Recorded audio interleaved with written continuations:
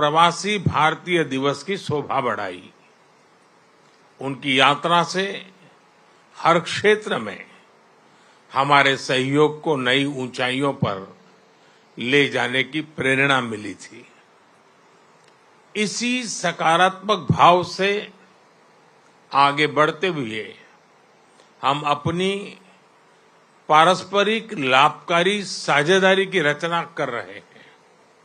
आज की बैठक में हमने हमारे सहयोग को मजबूत करने के लिए कई नए इनिशिएटिव्स की पहचान की है।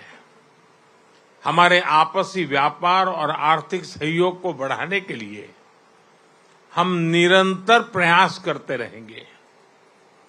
गयाना के लोगों की आवश्यकताओं के अनुरूप उनकी स्किल डेवलपमेंट और कैपेसिटी बिल्डिंग में भारत ने महत्वपूर्ण योगदान दिया है। यह भारत के लिए उच्च प्राथमिकता का विषय है। हम इस सहयोग को आगे बढ़ाएंगे। कृषि के क्षेत्र में हमारी करीबी सहयोग रहा है। पिछले वर्ष भारत द्वारा दिए गए मिलेट सीड से हम गयाना के साथ साथ पूरे क्षेत्र की फूड सिक्योरिटी बढ़ाने में अपना योगदान दे सके। उसी प्रकार rice milling, sugar cane, corn, soya तथा अन्य क्रॉप्स की खेती बढ़ाने में भी हम सहयोग करेंगे। हम दोनों देशों के कृषि अनुसंधान संस्थानों के बीच सहयोग बढ़ाने पर भी सहमत हुए। कृषि के क्षेत्र में आज किए जा रहे एमओयू से हमारे प्रयासों को बल मिलेगा।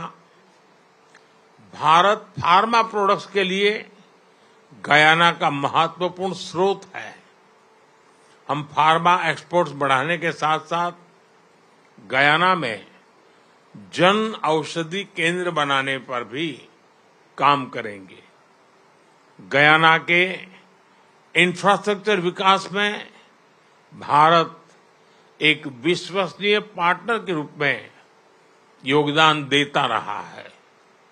मुझे खुशी है कि हमारे प्रयासों से east bank east coast road project का पहला चरण संपन्न होने जा रहा है। पिछले वर्ष भारत द्वारा सप्लाई की गई पैसेंजर एंड कार्गो फेरी से गयाना के विभिन्न क्षेत्रों में कनेक्टिविटी बढ़ी है। टेक्नोलॉजी में सहयोग बढ़ाते हुए हम अपने संबंधों को एक फ्यूचरिस्टिक दिशा दे रहे हैं। भारत के डिजिटल पब्लिक इंफ्रास्ट्रक्चर यानी इंडिया स्टेक से पब्लिक सर्विस डिलीवरी को रिवॉल्यूशनाइज किया जा रहा है। साथ ही यह गुड गवर्नेंस और पारदर्शिता बढ़ाने का भी प्रभावी माध्यम है। टेक्नोलॉजी के माध्यम से जन कल्याण सुनिश्चित करने का हमारा अनुभव हम गयाना के साथ साझा करेंगे। ऊर्जा के क्षेत्र में नई संभावनाओं को देखते हुए हम नेचुरल पार्टनर्स के रूप में आगे बढ़ेंगे। भारत की एनर्जी सिक्योरिटी में गयाना की अहम भूमिका होगी। इस संदर्भ में लॉन्ग टर्म पार्टनरशिप के लिए एक खाका तैयार किया जाएगा। इस विषय पर आज किए जा रहे एमओयू से हमारा सहयोग और सुदृढ़ होगा।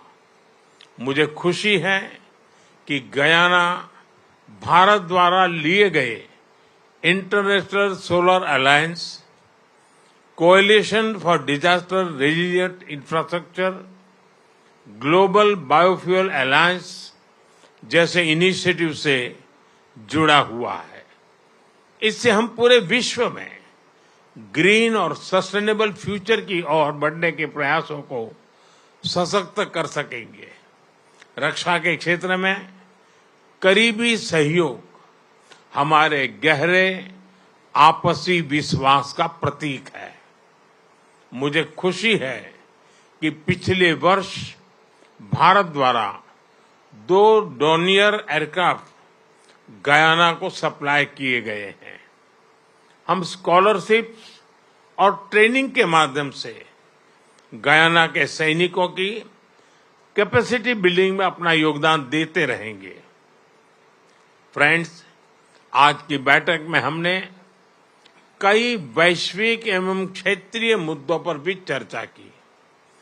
भारत और गयाना सहमत है कि सभी समस्याओं का समाधान डायलॉग और डिप्लोमेसी से होना चाहिए।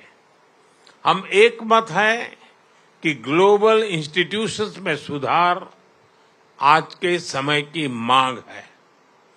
क्लाइमेट जस्टिस हम दोनों के लिए प्राथमिकता का विषय है। सभी विषयों पर हम मिलकर प्रयास करते रहेंगे। फ्रेंड्स, 180 वर्ष पहले भारत से यहां आए लोगों ने हमारे संबंधों की आधारशिला रखी है। आज भारतीय समुदाय के लोगों का गयाना के विकास में बहुत महत्वपूर्ण योगदान है। राष्ट्रपति इरफान अली स्वयं भारतीय समुदाय के बहुत बड़े ब्रांड एम्बेसडर हैं। यह मेरे लिए और 140 करोड़ भारतवासियों के लिए अत्यंत गर्व का विषय है। जिस धूमधाम से यहाँ फगवा का पर्व मनाया जाता है, वह भारत और गयाना की संस्कृतियों के अद्भुत संगम को दर्शाता है। इस तरह के अनेक उदाहरण गयाना में कदम कदम पर दिखाई पड़ते हैं। आज हम दोनों देशों के बीच 2027 तक कल्चरल एक्सचेंज एग्रीमेंट पर सहमति बनी है। इससे हमारे पीपल टू पीपल टाइज और मजबूत होंगे। राष्ट्रपति इरफान अली भारतीय समुदाय के लोगों की भलाई के लिए सदैव तत्पर रहे हैं। इसके लिए मैं उनका विशेष रूप से आभार व्यक्त करता हूं। एक्सेलेंसी, हमारे आतिथ्य सत्कार और आपकी मित्रता के लिए एक बार फिर मैं सबका तरफ से आपको हृदय से बहुत बहुत धन्यवाद करता हूं। Thank you.